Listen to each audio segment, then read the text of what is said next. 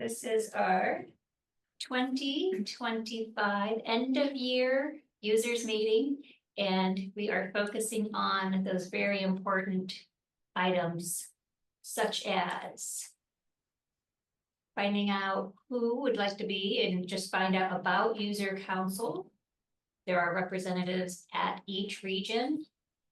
That CRD, that compulsory return date, and your calendars. The XX call numbers, maybe you never heard of this.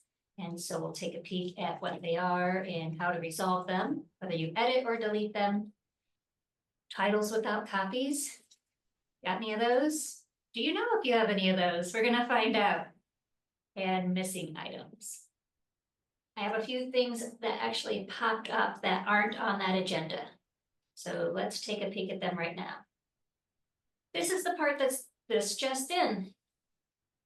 InfoHio has updated these reports in workflows. So it's really cool that you could send them as an email attachment.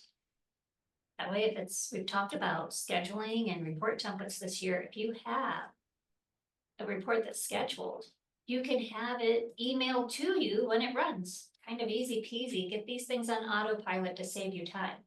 There's the full list of items, and probably looking in there is that overdues and notices. That would be handy when I know many of you schedule that one. And let's see, is something else in there. Overdues and notices is listed twice, so that's how important it must be that it's in there. Sorry about that typo. I thought I took care of that. Let's see what else. Your shelf list. I know we have some libraries who are moving into different buildings or consolidating, so maybe you're taking a sharp look at your shelf list. And active loans, another good one. So when kids come into you, you spot them, you say, bang, I got my email open, I have this report, but I just was notified and ran, is it scheduled? And then we also have this one, that the cat shelf list, that report is going to be updated so that the note fields are separated into individual columns. So if you are savvy with the shelf list, that's going to mean a lot to you. If you're not, then try it out. The note fields, if you are one who uses those a lot. Now, I do need to preface this with, and I kind of should have said this first. That's what preface would mean, right? TCCSA districts, this was done on May 1st. That was Thursday that I got the announcement. LACA districts, this is coming to you today. Oh, and I take that back. Today's only the 5th. May 8th. LACA districts will be getting this, and NOECA districts May 15th. So what does it really mean? It means that they are going to push that out. So when you sign in with your account to your region, it's going to make it update. But here's how that part happens. Workflows does need to run as an administrator, and not everybody really gets to do that, right? I don't know, Melinda, are you one? Usually we get locked down. And so if you're locked down and you can't run as administrator, that's where you get your local tech. They right click on the icon and they run as administrator. What happens next is pretty automatic. There'll be a Java little guy, this .jar file is going to download automatically. So all you have to do after that is start the workflows application, you log in. After it completely opens, close it completely. That's all. And start the workflows application. I noticed for myself, because I checked, I had the shelf list open last Friday, it was not there. And when I opened it today, this area in the bottom was there. So all it means is that now if I wanted to email my shelf list out to someone else, then I could throw their email into the bottom there. If I'm scheduling one of those reports that was in the list, I could have those scheduled reports notify me via email. So that's where you would see it. You could test it by running a shelf list report. as an example. Any questions on what I've just shown you or that list? Do we have anybody here that emails? Use that in, I guess, the overdue email I'm thinking of is the old one where you would email notices to the kids, like your overdues. We are. Okay, so Melinda here in the room says she does. If any of the rest of you do something like that, you use email in some capacity with workflows, throw it in the chat. It's sometimes nice to see if you do. And Missy's shaking her head no, because, well, she's at an elementary and you're gonna probably bury those littles with emails that they don't check. Yeah. Okay, so next.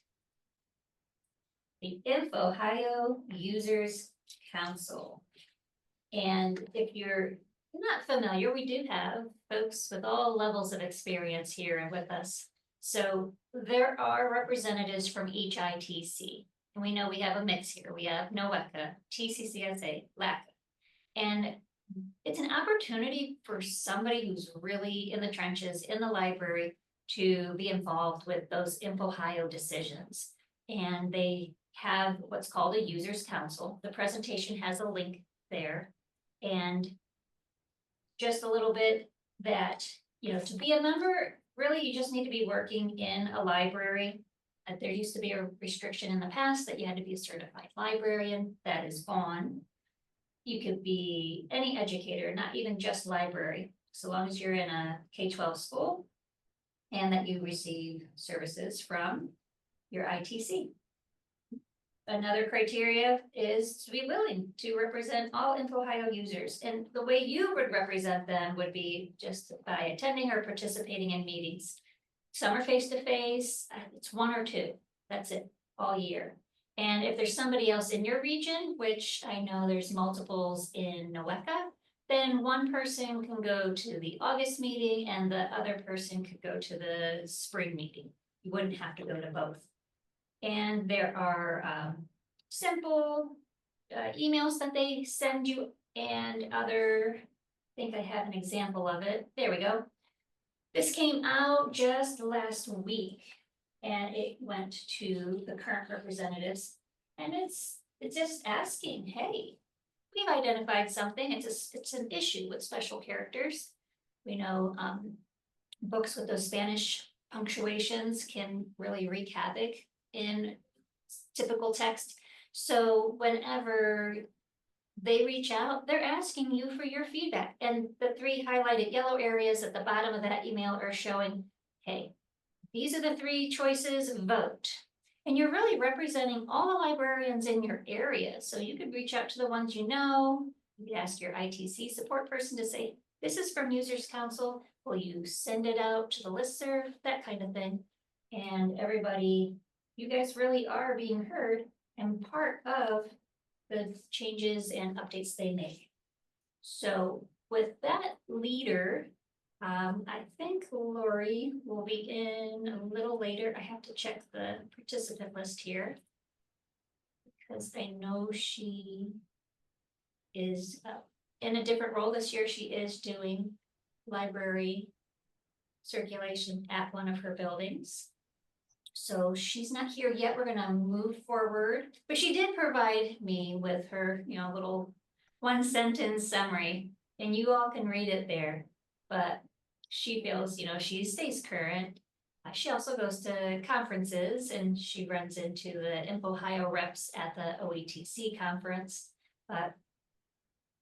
And she's truthful here. Well, that's something I like. She is fine that it's, you know, hard to get there or hard to be there for a live meeting. They do record things. And they ask you guys for your input through things like surveys. So Andrea is with us. So if she is unmuted. And if Andrea would like to take over here for a moment. She is from the NOECA region. She's from Seneca East.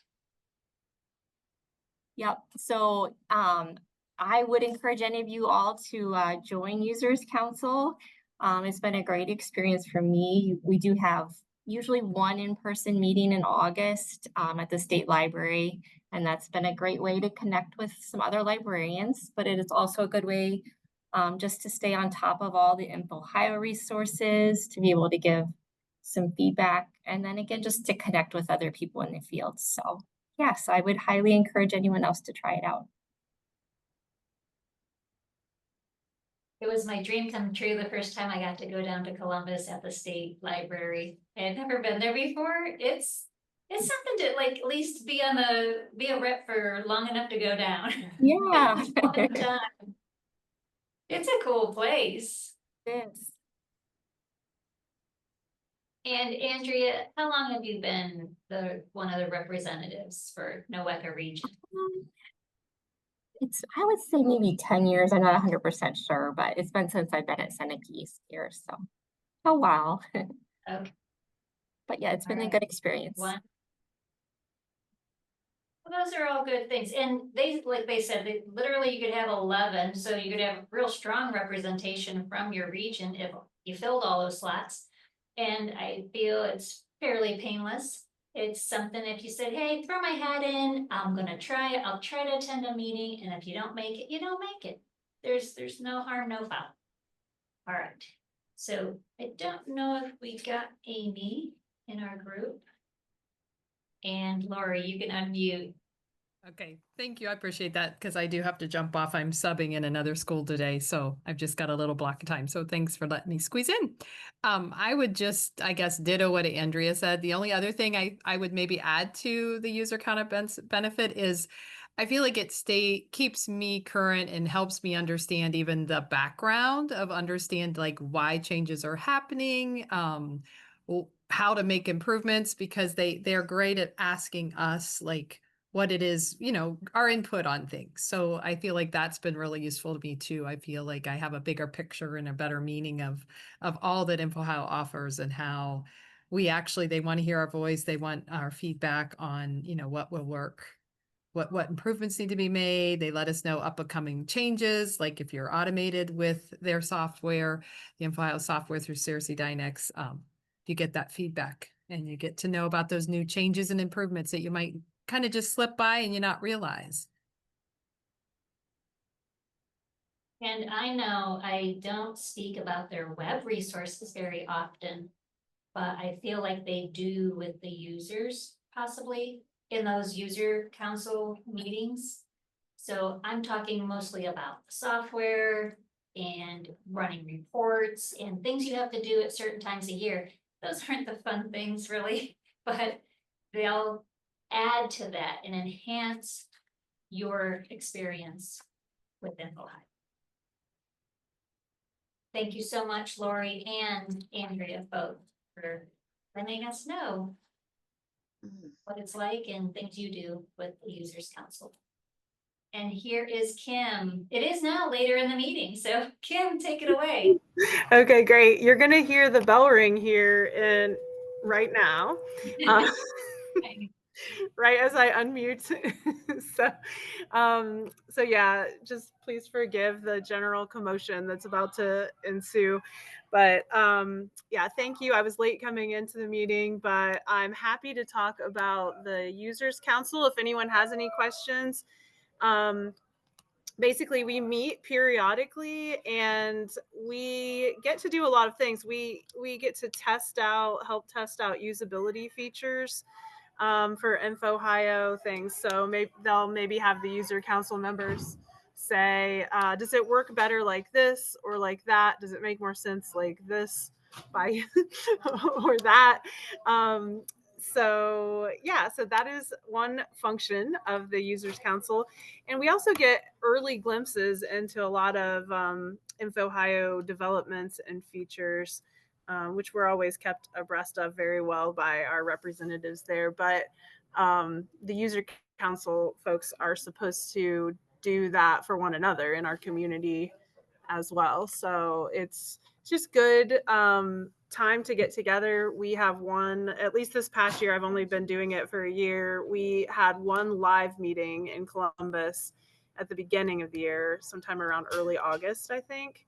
And then we've met by Zoom throughout the rest of the year. So if anyone has any questions, I'm happy to talk about any of that. Thank you. And I do wanna, I'll put you on the spot a little bit. If I have this right, you have recently published a book. Yes. And did your book come out from Mount Zion Press? Did that come out in December?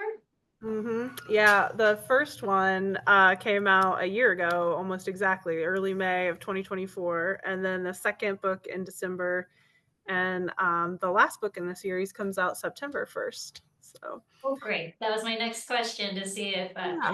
patched together. So that is coming out in September. Yes, yep. And I'm also changing schools as well. So lots of change in my life when you're talking about library changes. I'll be at Granville High School starting next year. Okay. Well, Kim is from our LACA region, so I wanted to be sure that each of our regions got to hear from one of their representatives. And if Kim is not too shy about this, I'm gonna throw in that article that I came across, the Newark Advocate, about your publishing. Is that okay? Oh yeah, absolutely. Sure. So I mean, it's wonderful to hear what you guys do outside of your classrooms or your libraries. So I'm just gonna paste that in if anybody wanna looks up Kim's books that she has. That was kind of a fun find for me when I was out there looking. Thank you. Yeah, you librarians will appreciate that involved a lot of research because it's historical.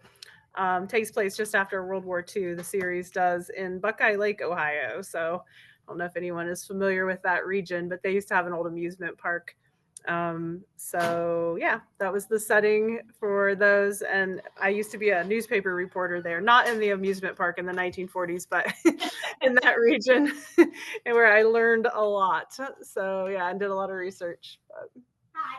Excellent. Well, and if anybody's looking for probably a vacation place, is Buckeye Lake still nice that maybe we would want to visit? Yes, absolutely. I was just there over the weekend meeting with a book club, and they were, even though it was pouring rain, of course, it was, yeah, it's beautiful. The houses are gorgeous, and yeah, highly recommend. Lots of great restaurants and good stuff to do. Okay, well, thank you, Kim. Great. Thank you so much. I appreciate it. Sure, sure. End of year tasks. Here we go. This is not on the agenda, but I have been harassing everyone about the, harassing nicely about the compulsory return date for your building. And some of you are like, hey, you didn't ask for my calendar. And I thought, you know what? You guys are so busy as it is. I can go out to your school website. At this point, they all have their next year school calendar out there and I can nab them for you. So those of you who have handed them in to me, wonderful. I know for TCCSA region, we got those already. We store them in a folder because we use them for other purposes. So I don't even need to ask you guys. That's something, this right here, what we're talking about, LACA folks, they take care of that through Beth and Tiffany. So maybe their approach is a little different. So the link that's on that presentation is just for TCCSA and NOECA districts. I'm not asking for LACA because I don't support you guys in that faculty. I just provide your training. If anyone needs it, that compulsory return date, think of it really as the, if I've confused you or you're still shaking your head, it is the last day you want due for any kids. So if they check out a book today, May 5th, and you're like, I don't know, how long you can read this. And usually their cycle is 2 weeks. If your compulsory return date is the 9th or the 8th, that's it. That book checked out on the 5th will know and shorten that 2 week or 1 week window. So that's really how it works. And it's kind of important at this time of year, but those for 2025 were already put in. And those of you I was asking or the 2026 date. Like example, Melinda here, she's gonna be hopefully doing it sooner than July, but she starts checking out Chromebooks, or are they just laptops? Yeah. Chromebook laptops to the kids coming in to the Career Center. She will do that in the summer, and so it's important, she needs to really have that 2026 date already in place. Otherwise, the moment she starts checking out in the summer, it would be like, I'm overdue. Or it would give her some random date, because we always try to put an emergency date in there just in case we mess up or you don't give us a date. So typically that would be like your last day of school. You really don't want them holding on to them that long. So that's a little more about that date if you were still a little on the edge on what it meant. Okay. Next up, also not on the agenda. Suspend overdue notices. These are ones sent by email. And I asked here in our chat, whenever I was talking about the new changes to having some reports email, some of you chimed in and you said, yep, you send a long overdue email to students, and that came from Jody. This is an example. I don't know if yours is scheduled, Jody, but that would be an example. And Eric, he put in our chat that he uses the overdues report that is sent via email to families. We also had Tracy, she uses overdue notices, real popular. Now, if it's not scheduled and you're doing that manually, fine. But if you do schedule, you're gonna wanna suspend that so those don't continue hitting those families' mailboxes over the summer.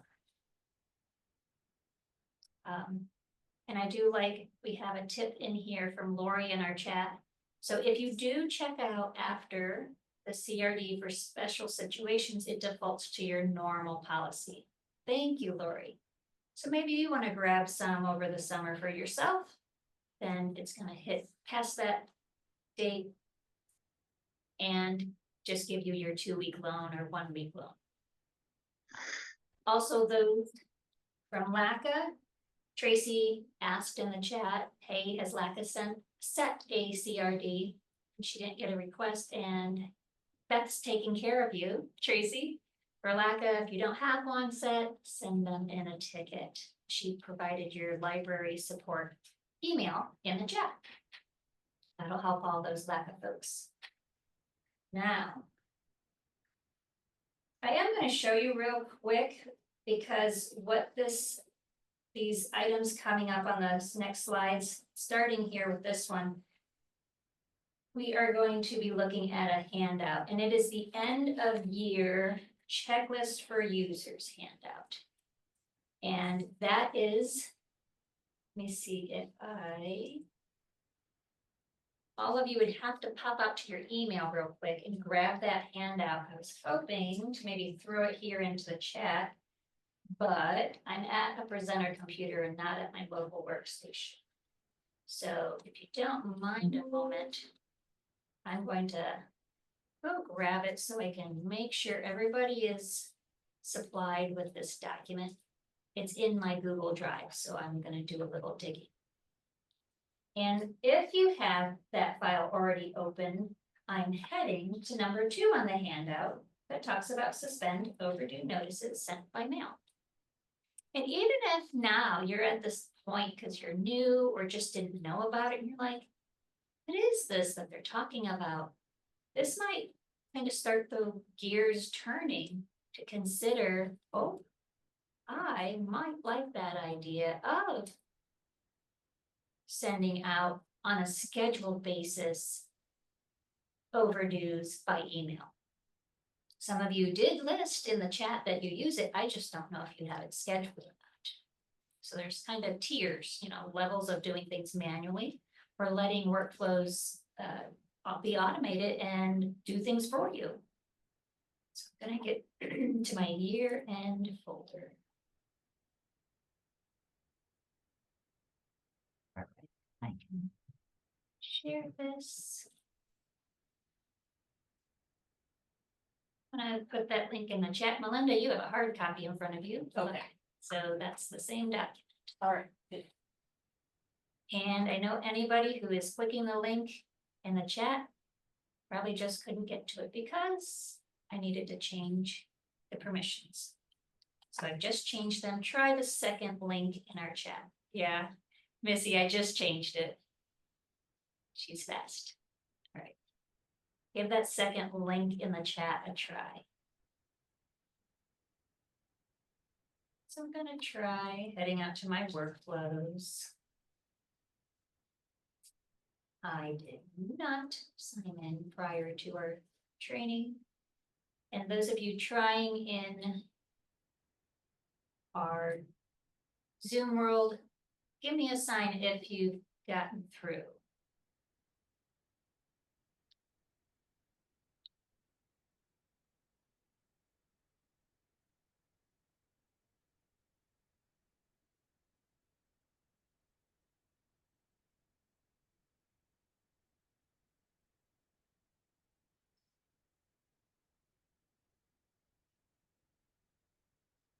Oh, thank you so much. I have one already. Who came in. Thank you, Kim. She told me she got it.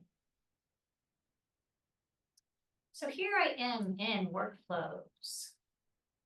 And I'm just heading down to the report and notices. I shared with you all the presentation today in a way that you can speaker notes. Somebody's unmuted in case they weren't aware. But I put there in our notes details and the links, so you could also get to these steps through our presentation down in speaker notes. All right, so I'm going to the reports and notices section, that wizard group, clicking on scheduled reports. Maybe you don't touch that very often. My workstation is set to always review my settings. I can just click OK and get by. All right, here we are. Things that are in bold, those are ones that have been suspended. So that's a signal to you. I'm the admin, so it's detecting I own all of these different scheduled reports. And most of these are really things that are automatic. But I do have one here that's listed, and it's called, and I want to make sure here, my screen just did a little blip. I need to make sure I share this again with you all, sorry. Just have some funness happening at our presenter monitor. Here with circulation, overdues and notices, my homeroom 211.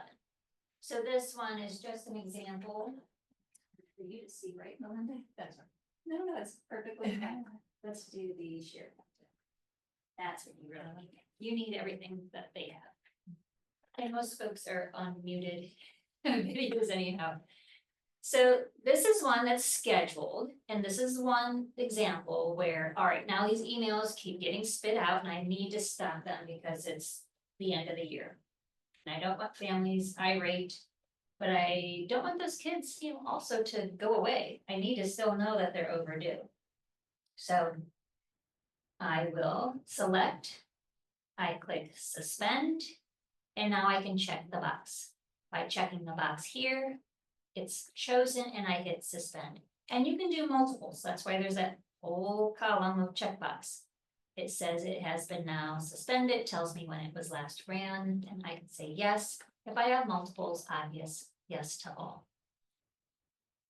All right, one report suspended. Now that's in the bold. There's a second option. So in the speaker notes or on your handout, this is number 2. It's letter I, and then they had either wait until you're back from summer. So that's really what I'm gonna do here. I'm gonna say I'm gonna make a post-it, or I just know every time I come back to the library, I have to come to this window and I'm going to check the box. I'm pretending let's not pretend it's August already. That's a terrible thought, but I'm gonna check the box. And actually, I didn't. I was done with this. Okay, let me cancel. There we go. So now it's August, I'm back in school and I'm going to follow the steps in my handout. I just click the report I want to unsuspend and I go to advanced. Click unsuspend. Boop. And I can be specific just to say, all right, it's my date in August. So while I'm here, I'm gonna make this also what option 2 is there is if you had multiples and you check the whole column, you finish it. Now you can also set a specific date. So if you don't want to worry in August at all, like what date is this going to kick back off again and start running, then set your date now. But it's a choice. You can choose. So I go to my gadget. I'm going to say, pick as late as I can here, August 25th, and I can say, okay. All right, so he's taken care of. Last ran on, I don't know if I can get this screen to show what I wanted. There we go. See this? It's kind of small, but it says it last ran on the 2nd, and now it's gonna hold tight until August 25th. So that is in the handout, that's in the speaker notes. Are there any questions about suspending scheduled reports?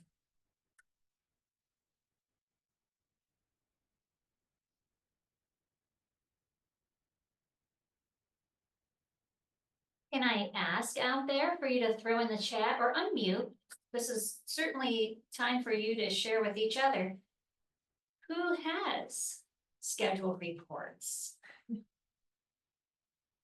And would you be brave enough to share with us what type of report you have scheduled?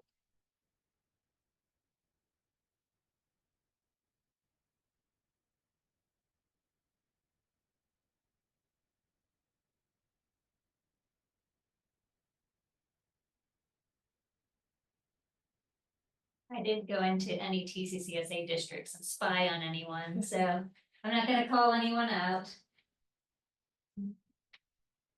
All right, let's see who we have here. From Lori, she has the on-shelf item with holds and overdues. That's a scheduled one.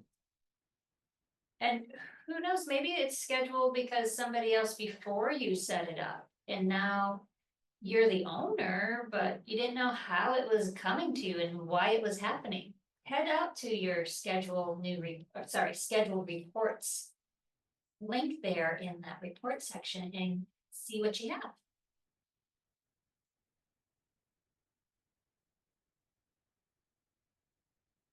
All right, so Beth is contributing, no mic, no computer, no camera, but she scheduled her overdue notices and a lost item with barcode labels. Interesting. Oh yeah, I do. I wish you did have a microphone because I'm interested in that last one you listed there.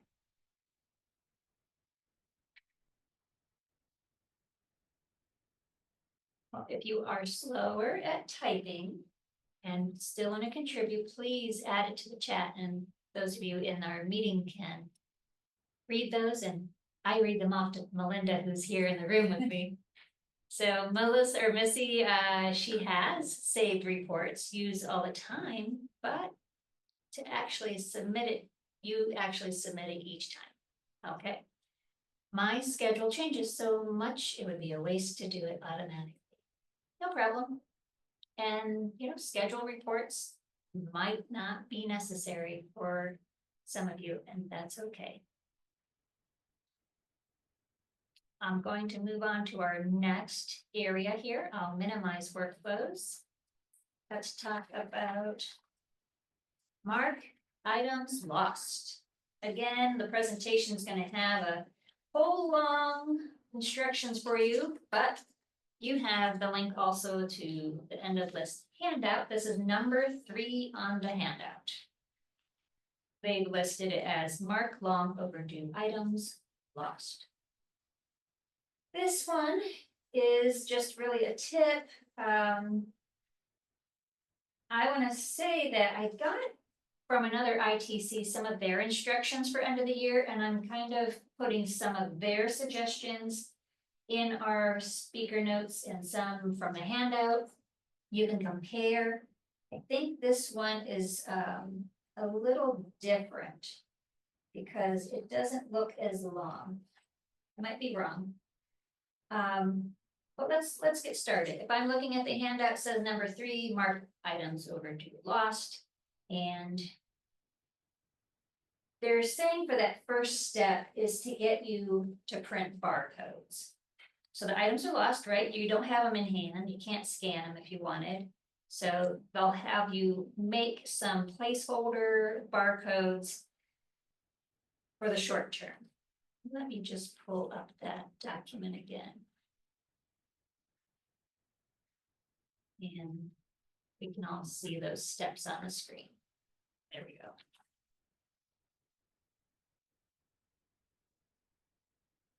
They're pretty long. So you're making the item barcodes. They're having you go out to the reports and notices and click schedule new reports for fun. And this is how you would do that. You go make your label items, you set it up, and on the basic tab, they're wanting you to, rename this. These are your long overdue items. I'm not going through this right now. I'd rather just go through the steps because I kind of have a cheat for you.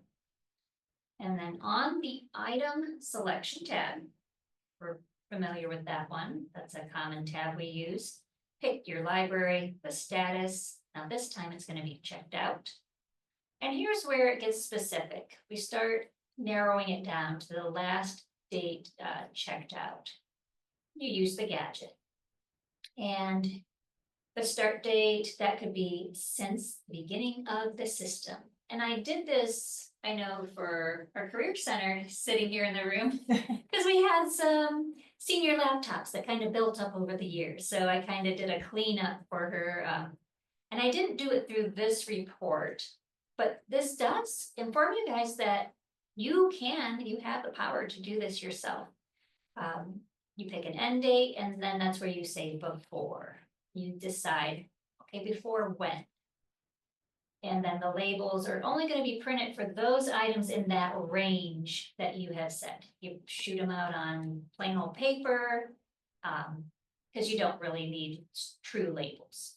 You're just doing this so you can scan them.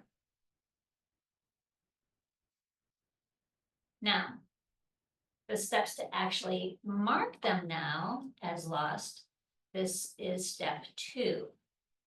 And you're going to go to your common tasks in that wizard group and find mark items lost. And when you're verifying this, the index needs to be set to ID. Scan the item. You have a sheet of barcodes. You click mark item lost. You do that one more time, and billing. If you have billing, then deal with that and enter or edit the amount shown. If you don't bill, it's not something you would need to type an amount for. And then you see the information on the user, you click their name. So these steps, this is something I can do for you. I mean, it's great that InfoHio maps this all out for you, and you're looking at the screen thinking, what? When am I gonna have the time or focus to handle this? Or you could put in a support ticket if you're at NOECA or TCCSA and say, Rebecca, please, I need you, but this is what I need from you, dates.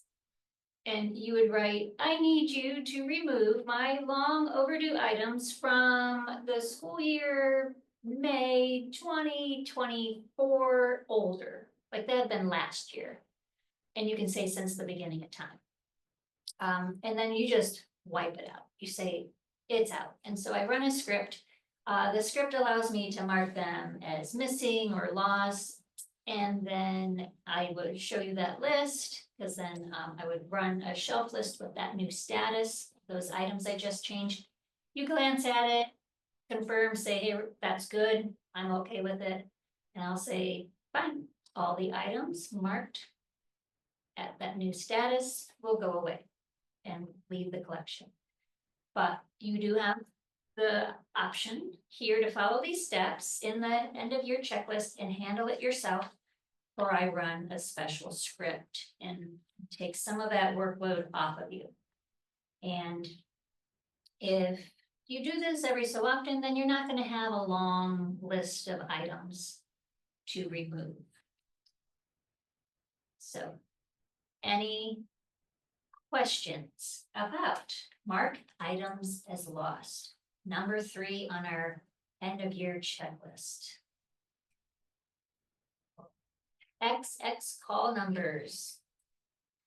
Now, this is not as juicy as it might sound.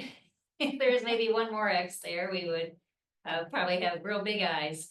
But no, these are just the list of titles that are in the system.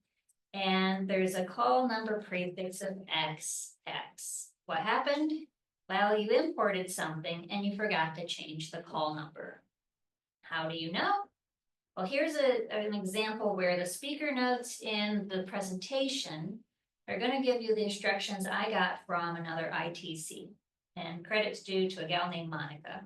She's from Becca. So I pasted in her instructions, but the handout, this is number 4 on our handout, they go a little bit different route to correct these issues. So you can decide, do I want to fix it or do I want to delete it? So InfoHio, step 4 on the handout, that's the one that says, yep, we're going to fix it. If you want to look at Monica's instructions and the speaker notes of the presentation, she kind of shortens it up for you and you just say, forget it. I clearly didn't finish. I'm not even going to worry about it. So let's just delete them.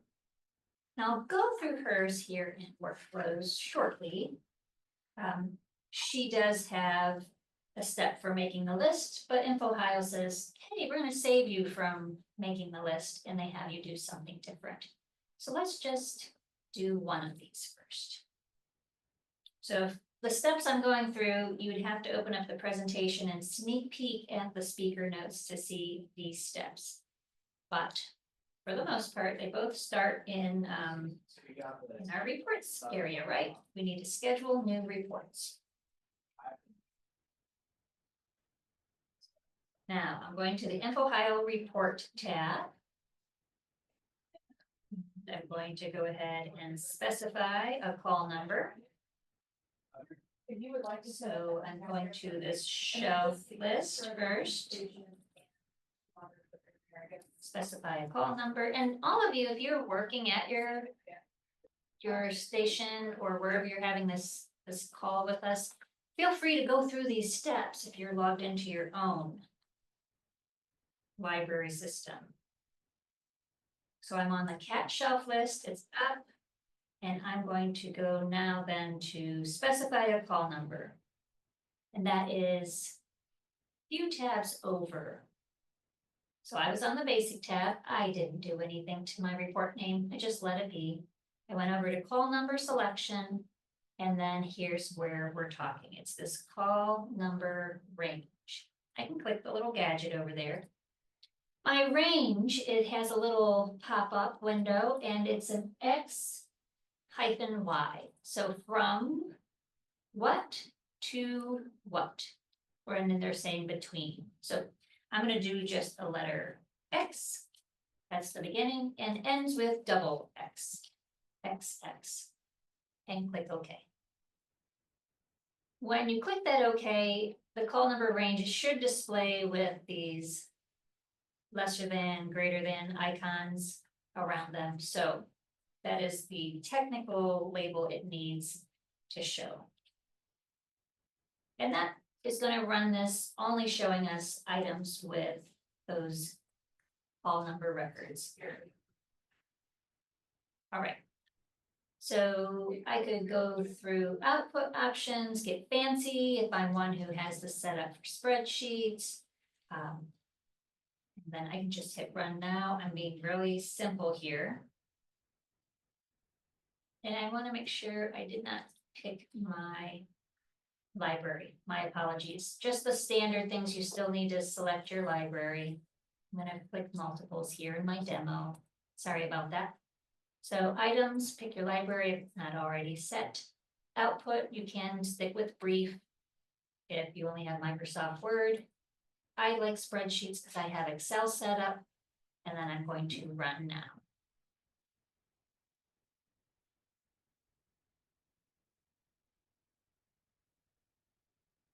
And for LAPA users, Beth put in there in the chat for you all. So this item number 3, she talked about, she has a schedule to run every month. It uses a 3-month period for you guys. So again, different things happen at different regions, and I like learning too what you guys do down at LAPA. That's pretty cool. And that way it's taken care of. And it really is easier. That's why I told you about my cheat. It's discard old transactions, I want to make sure you get the right word. It saves you guys time. You're already strapped for time as it is. All right. I want to see my finished report here.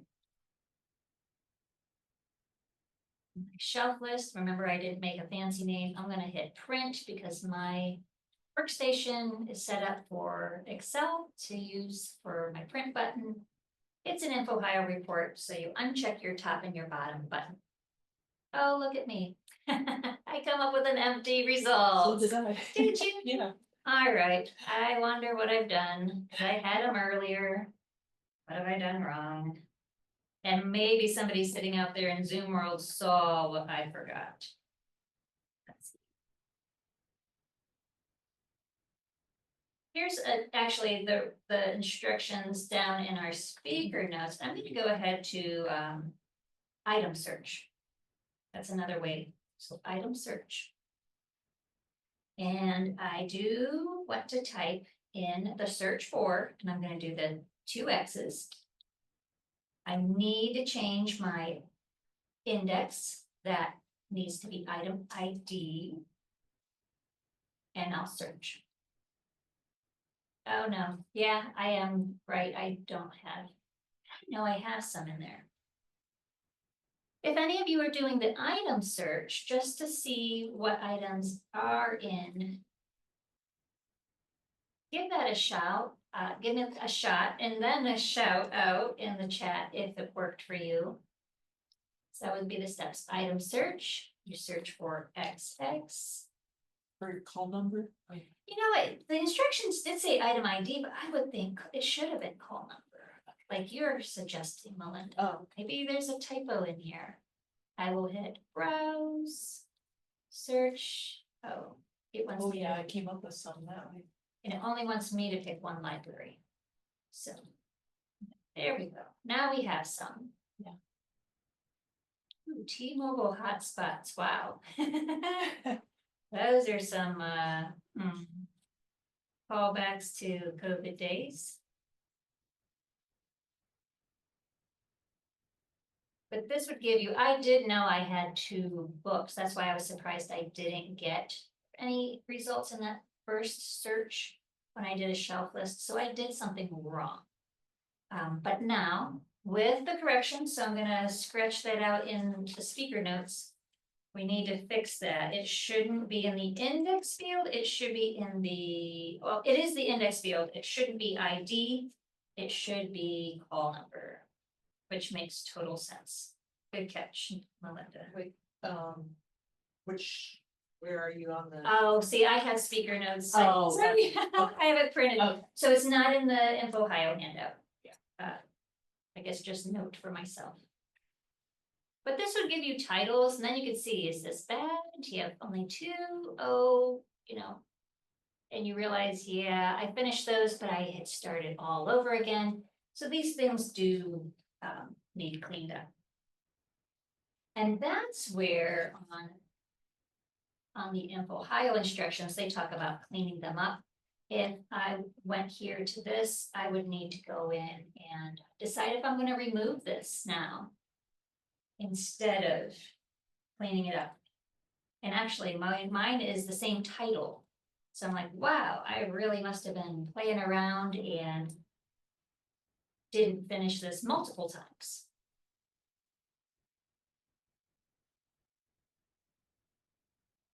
I can then go ahead to my item maintenance wizard group. And I can remove the item. So item maintenance, remove item. And I lost the one I had for right now, so I can do the XX, index, call number. And I need to pick a specific library and yeah, we'll just search. There's the book. I now can check it and now I can delete it. So if you've confirmed and you're pretty sure, hey, those XX, I never finished them, or I did finish them and there's a barcode elsewhere, delete these others that are lingering. The steps, step 4, correct issues caused by XX call numbers in the handout is a little longer because they're having you go ahead and run this. They're having you run the labels. So I am referencing the handout right now. And I'll pull that back up on screen. This is number 4. So correct them. And here's where I was just saying they have you run the labels. And they're doing on our call number selection tab, do that XX. Actually, this is a triple X. I've only had 2 typed in.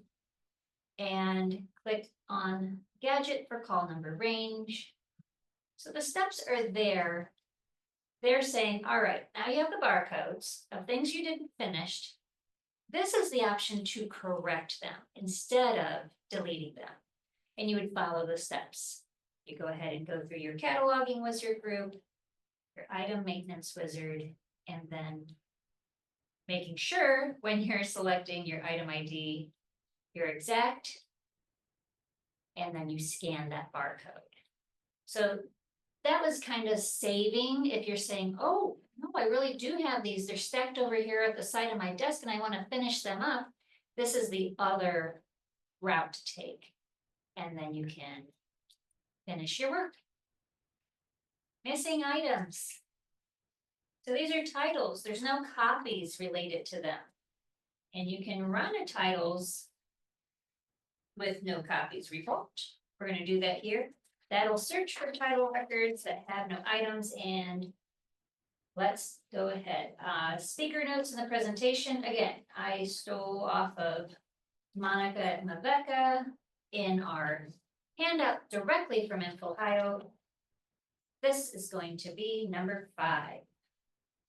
Titles that have no items attached.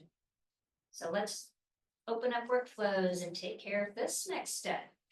I really do hope some of you are able to listen and navigate some of these steps with us. That way you're benefiting not only from hearing it, but you're getting your work done at the same time. So that would be really awesome. I'm heading into the All Titles Report tab. And this is where in the handout, they had to go to a whole different place. So I'm going to actually show you this one both ways.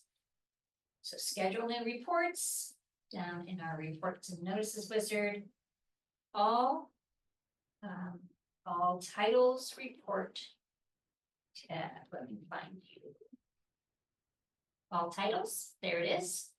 So it just says all titles. It's not going to say report tab also. Select the list titles with no copies. Right, there we got it. If your workflows is also displaying the second column, there's a shortening called titles, no copies, all ran together. This station where I'm sitting doesn't display that, but you might see it.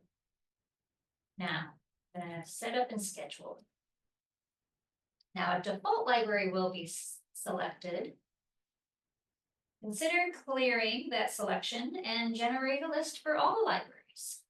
So here I have my basic title, call number selection.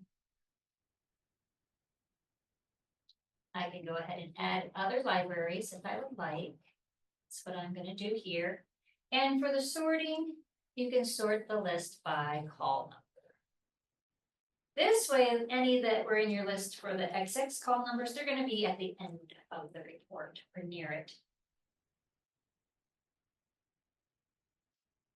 Next, I go ahead to run now. Let's look at our finished reports to see what we got.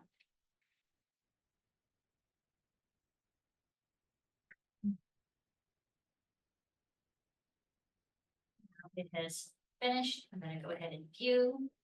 This is not a report that's on the Ohio tab. That means I'm gonna have to leave my log box checked and my format report checked too. Like, click OK. Melinda, I see you have results. I hope it's not too long. No. not too Okay. bad. Good. So it's manageable. Yeah, it's got all this XX. Okay, so they're related. Yeah. You know, where Mhm. somebody got something started, they didn't finish. Now, if you had gone ahead and like deleted those, if you had done that in what, step 5 or no, 4, then they would not have shown up here because they would have been taken care of. But you have that decision, are we gonna fix them and follow Ohio's steps, or are we gonna scrap them and say, nope? Yeah, we probably finished them through another record and just clean up the list. So I have some, and pull that over. And titles, no copies report. It goes through the little details of it.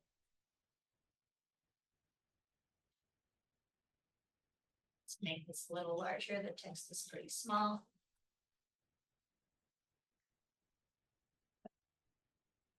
Tells us all the details that we selected in our report. I have 73 selected. Actually, here they are. And just like in Melinda, it says XX. I picked all my buildings. I know I have like 121 of these. I've got a mess. But it's a sandbox library account for me to play with. So this gives you a list. And maybe you're holding the copy or you found it on the shelf and you're like, this makes no sense. So you need to just track that down, clean it up. One of those things that keeps your collection healthy and students, and you can find what you're looking for.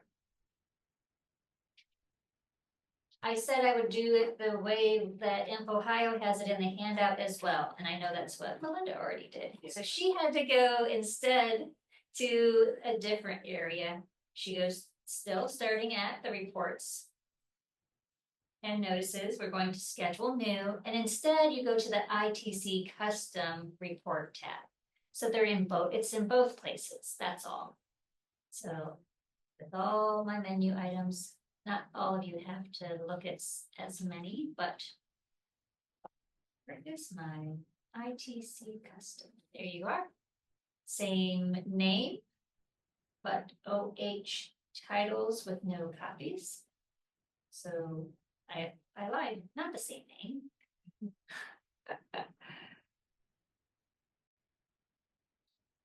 No copies, and then we set up and schedule.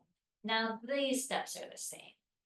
Now you can go to the call number selection. I can go grab those multiple buildings or just my own. You may want to sort again by call number. I'm throwing that in there. And click run now. Same report, same results, 2 different ways to go access.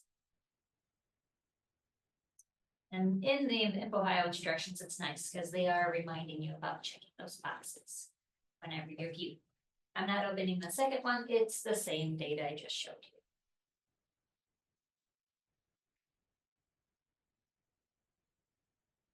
Missing items is finished. Let's talk about transits. If you're someone who is fortunate enough to have the time and you go through your inventory yearly or semi-annually, then you'll probably pretty familiar with transits being part of that pre-inventory process. And I've included the link here, right in our handout, right in the presentation. But I'm gonna throw that into our chat for everyone. I'm not gonna necessarily, I'm definitely not going through the inventory step.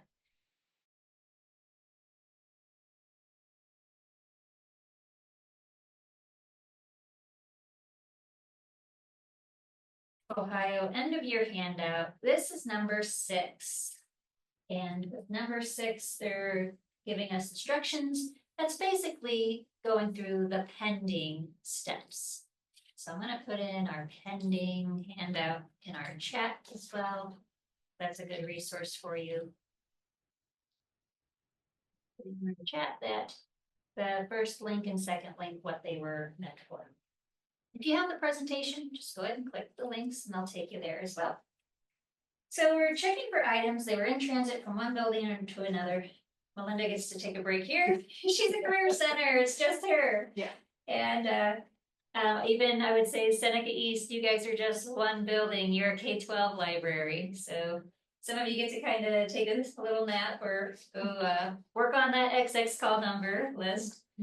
But we're wanting to see between our buildings what has moved and has it gotten to where it was going and have we acknowledged it? I know Worcester City, you guys actually do a lot of transit work. So this is something very important to you guys. But let's look at finding them first off. I'm going to go ahead back into workflows, looking at my special circulation functions wizard group. So you zip up some of these others, special circulation, there he is. And I looked at the pending transits. Now this is something you might be doing all year long, not because it's just end of year. And I knew I didn't have a need for my building, but if I'm somebody like Shannon, then I'm gonna go ahead and look at different buildings. Say, all right, at our high school, yikes, there are 4 items. Head to the shelf. Is it there? Is it in your book drop? And if you haven't gotten it, then you need to contact that other library where it went to. So you see who would have it. It's where it's at. And if you did receive it, then that's great. You can go ahead, click on the item. Now it's highlighted. And then at the bottom, you hit receive. And I'm sure some of you are probably giggling at my dates. This was 2016 that this poor thing has been waiting to be received at the high school. So I might have to put in my override. And I will go ahead and put the item. Now I'm routing it to the high school. There we go. I am not at the high school, so I might be getting some screens that you would not necessarily get because you're at the right building. So mine's just gonna kind of keep making a loop here. I need to have my account set as high school. This is pretty simple. Something you, again, might be doing multiple times a year, so they aren't building up at the end. Or you just wait till the end and it's inventory time. Or worst case scenario, you don't get to do inventory annually and you finally look, but boy, the longer you wait, the harder it is going to be to really recover those items. And we don't want to lose them either to other buildings, or we just don't want to lose track of our items in general. Any questions on missing items? I'm sorry, any questions on transits? Flipping my notes papers around too much.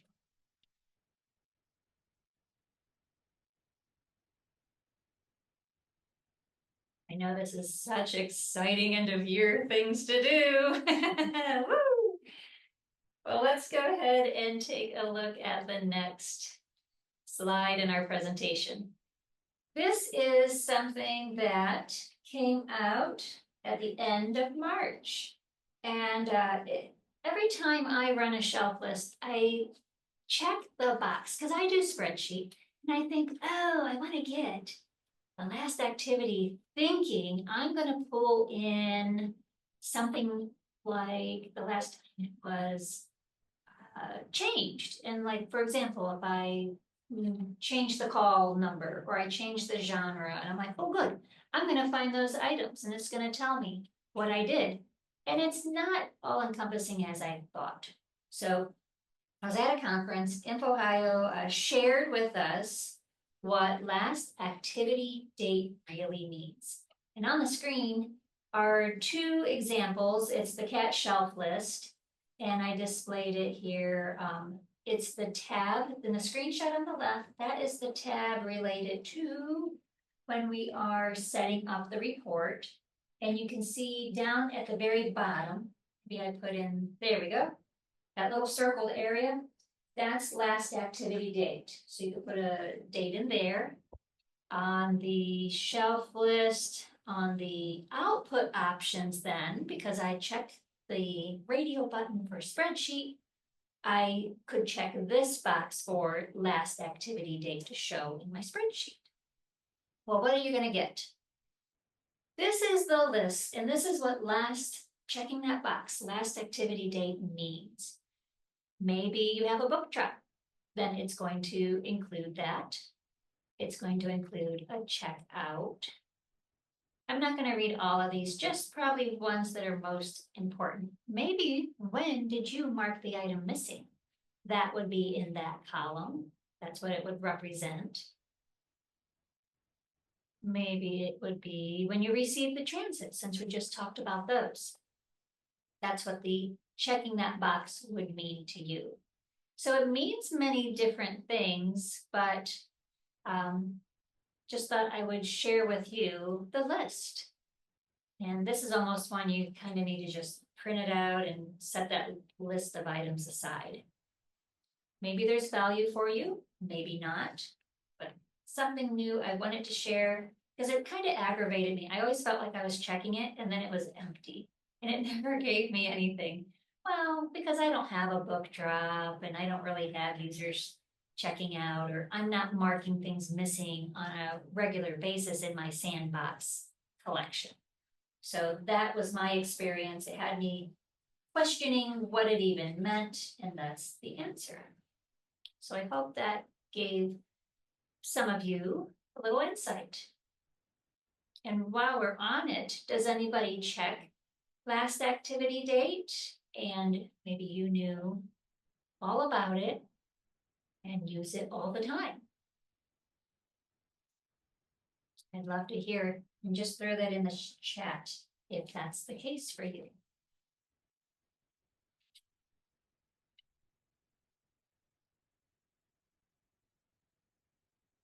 So folks can type away however they like. I'm gonna move forward in the presentation to find out what's new.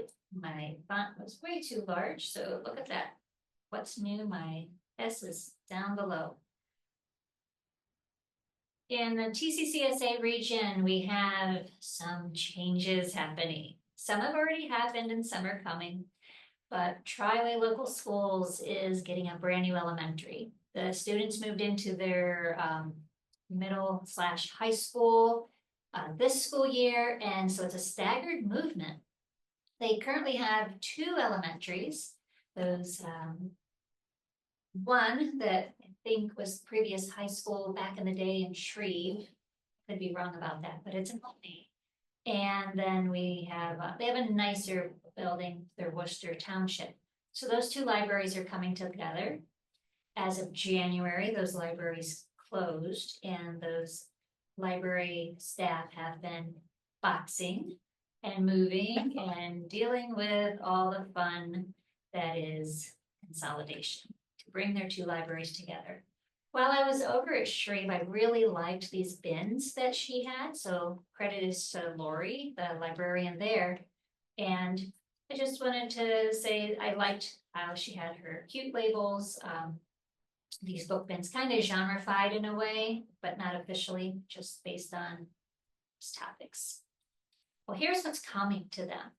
So they're leaving the concept of a traditional library, and Melinda here, she kind of is in this world. She has a cafetorium, and that's where her library is. So welcome to the 21st century. And we have now a kindergarten library that's in the hallway, and they call them pods. They have 3. Their building is a K5, and this is a little screenshot of the kindergarten pod. And as you'll notice, actually, I'm gonna make you look, and hopefully somebody will respond in the chat. What is on the bottom of their shelves? Look closely. Yeah. Hopefully people didn't hear Melinda whisper the answer. She's fine, you're fine. They might have, the microphones are pretty good in here. I'm just gonna check to see if the Zoom world is still awake. And I'll ask Melinda, do you guys have those on yours too? Not all, but the ones that are in the middle. Okay. Yay, so we got it. We do have an answer from Andrea. We have one person awake out there that there's wheels on those. So that is very nice. So you can change and modify those shelves. So the kindergarten pod, that is pod 1, just kindergarten level. This is kind of a left and then a right. We are still looking at that circular object, just from 2 different directions. And I really like those shelves. Those are cute because they have seating built in. And again, these are inside their hallway areas. And you can see the doors heading to classrooms, and their classroom doors are like giant garage doors, as I was told. That's a big opening there. I haven't toured the building, so this is all I've seen here. This is another view of that grades 1 to 2 pod. And in this one, we see a long row of shelves, and we see the seating. So if you're trying to orient yourself, the one picture with the seating, there's just no books on the shelves. But the second book picture, it's the same set of shelves. We're closer in. You can kind of see the corner of the green big step seating. It's down there in the left-hand corner. So it's the same shelf, but now they have some books on it. So it's 2 photos taken at different stages. Or I could, you know what? Now I might be wrong because I'm looking at that green wavy wall there. I apologize. I didn't detect that sooner. But just match up that green wavy wall. So I'm assuming now that the chairs are on the other side of those shelves in the back. All right, I might have messed that up. Again, I haven't been there yet, but I like the flexibility of it. And just curious, do we have anyone here in our meeting other than Melinda who has their books out in a more shared space like this? And I can ask Melinda here, do your books disappear on their own? We're going to find out when we do our. Okay. All right, she's gonna find out when she does her inventory. If any books have walked off, you know, she's at the higher level where, yeah, kids could easily decide to take one and not check it out. That's a risk, definitely, with this type of setup. And if anybody else in our chat wants to add if they have this. For now, if you have future construction happening, you now know of 2 locations that have this open format library. Place to go tour, and well, maybe Do they have dedicated librarians for those? it's still the same 2 staff, so that's beneficial, because I know they were kind of also doing STEM as part of their schedule. So like every other week it'd be library checkout, but then you'd have a STEM lesson, and I think they've added a staff teacher. I do know there is not a designated, which is not something you deal with at the high school level. They don't have a designated special which is traditional in K 1, 2. They also have a 3-5 pod. So there are 3 main areas that 2 bodies need to cover. And well, maybe they'll talk to me more about kiosk. I could see the 3-5 maybe handling the kiosk a little better. They could do self checkout, which you do, right? Or tried, We have, student librarians, who aid in the Yeah. kiosk. but that hasn't been working out super well, so the English teachers are gonna take on more role next year. Okay, And they check out books for students. that's nice. Yeah, with the mobile kids. Got it. Yeah, I remember making a whole bunch of accounts for the English staff. Yeah. Okay. And I hope everybody can hear Melinda okay. You should with our microphones the way we have set. If not, just pop in the chat and let me know if you didn't hear her. So I did not get receive from Lori at Triway the 3-5 pod photos, but this gives us a taste. This is a finished library consolidation for libraries. This time last year, we're being inventoried. We had Apple Creek, Mount Eaton, Holmesville, Fredericksburg. All very, very old schools. Apple Creek was the old high school. I taught there myself, and whew, that's an old building. Well, it got demolished. So this is a K-12 library. I had visited you, Andrea, to talk about when David and I came over to see you a year or 2 ago about this. And this is the result. And they have all their library books in this one space. They are on a 2nd floor. You can see there to the left through the garage style windows. Now those don't move in the library, but the next 2 windows outside of the library do roll up. So people can be in that cafeteria / study hall seating area for sports, and then they can walk down to the bleachers. So it was intriguing. I wouldn't be a fan of walking all the stairs up here daily to get to my space, but you get your steps in and be healthier for it. And when you go up there, this is a pass-through. So the way the building's structured does cause a lot of traffic for them to walk through. And I know Hillsdale has this where they connect kind of their intermediate level or their junior high level with their high school level. I think the traffic is positive because now you could put things forward facing or on top of your shelves, and it might catch somebody's eye. So it is a potential for increasing your circulation. But there on the left, you see they have tables. Their elementary is that shelf that's in the far left under that red, white, and blue flag. If I'm really standing in that same place and I just rotate to the right, then I see that seating, it's kind of a area for this reading. There are more shelves for the elementary kids and a way for the staff to present to those kids. Now, if I do a complete, I'm going to have to say kind of a 180. This would be the other side of the library. This is the high school end. They still have seating. And we're still standing somewhat in the middle, but they have a wall then, and I'm going to go through this one quick because the wall is, oh, I'll come back. The wall kind of in the middle is what they have set up as their tween section. And they put on their spines tween labels so that way they could keep track, because that's really tough now. You have K-12 consolidated into one collection. You really have no way of knowing, okay, you're a 6th grader, should you be getting this high school book? Or let me guide you more to our tween area, where you have a kindergartner coming up to you with one of those and you're like, no, that blue label is the telltale. You need to go put that back and try something more appropriate.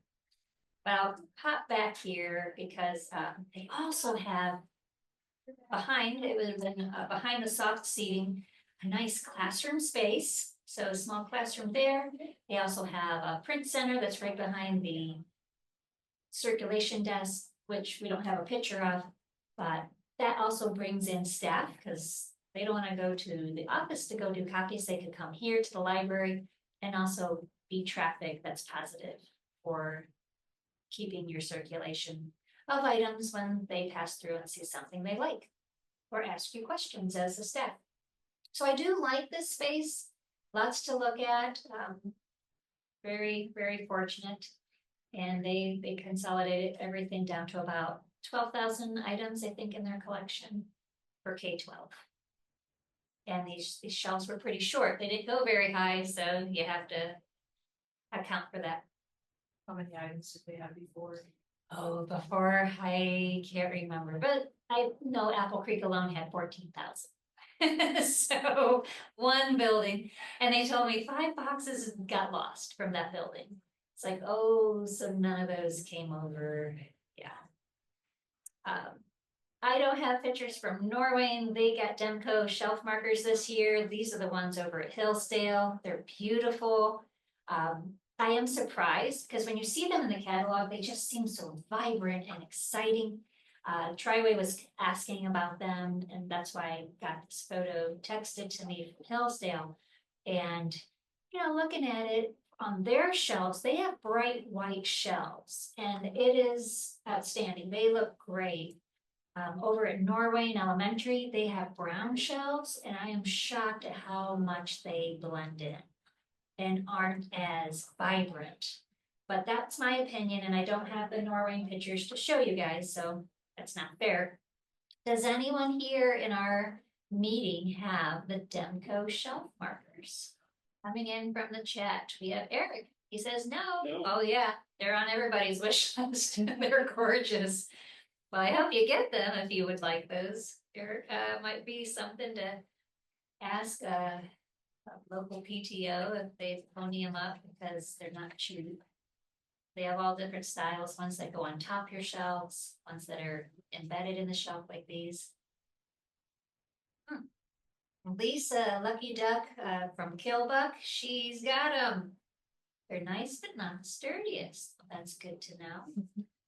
West Homes, where Lisa's from, they're gonna have a consolidation coming. They are getting a new elementary.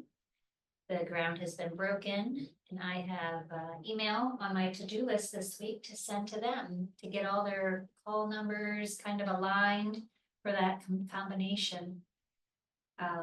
But their curriculum person already asked me for their shelf lists. And Missy over at Rittman, she has colorful labels her aides created that are on every shelf.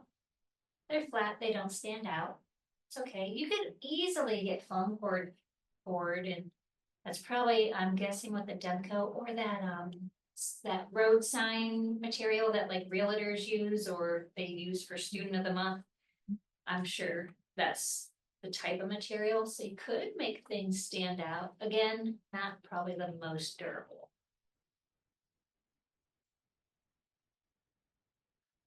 Okay. Well, thank you for those of you sharing that out. Any over at the Career Center, Melinda? We don't.